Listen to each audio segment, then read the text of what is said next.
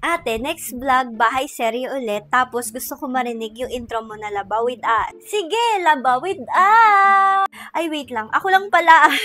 So, sakto, maglalaba tayo. Ayan yung mga damit natin na kailangan nating labahan. Let's go! Asa na ba kayo, guys? Ay, andyan pala kayo. Ito yung gagamitin natin, yung Sharp washing machine. Kung gusto nyo makita yung review ko dyan, ayan, click nyo lang yung comment ng bestie natin. Labahan na natin to, yung jersey ko na ginamit ko nung Wednesday. So, ayan siya. And then, ito mga pantulog natin. Ayan, bago lang to. Ito, ayan. Ang ganda, tingnan nyo, BTS. Ang cute, kulay purple. Tapos ito yung mga binili ko ng mga sumo pants. Mahilig kasi ako doon, yung mga loose na pants. Mga, para siyang Japanese pants, ganyan. So, ganyan siya. Ayan. And then, meron pa akong isa pang ganon. Ito naman siya. Ayan. Itong cute nito. Bago ko gamitin, nilalabahan ko muna. Bili ko lang din ito, jersey. Kasi nasa ako, jersey era. So, ayan. Ang cute. Pantalon na ganito. Ayan o. Kakabili ko lang din. So, lalaban natin siya. Meron pa akong isa pa. Ito naman.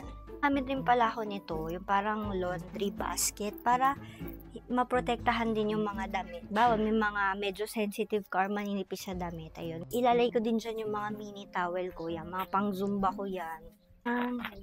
So, ayan na siya. Isang basket to guys, kayang-kaya niya kasi 9 kilograms naman. Dito nilalagay yung detergent powder. Mga 2. Yun pala, suggest nga kayo ng maganda na detergent powder. Dati nakabili kami yung mga mura lang talaga. So, parang bumabaho yung damit. Then, dito yung fabric conditioner. Favorite ko talaga maglagay ng fabric conditioner kasi gusto ko mabango yung mga damit namin. Let's start.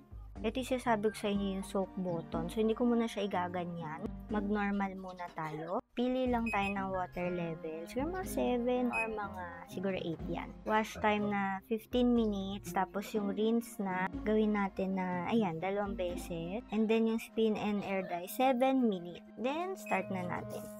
Nakalagay dito 54 minutes siya. Right after mo maklik yung start, naglalagay na siya ng water dyan. So, sana nakikita nyo, pero ayun siya, may tubig. Hi! Tapos na tayo maglaba. Kunti na lang to, mamaya tuyo na agad. Ano pa yung gusto nyo makita sa ating bahay serye? Let me know in the comment section!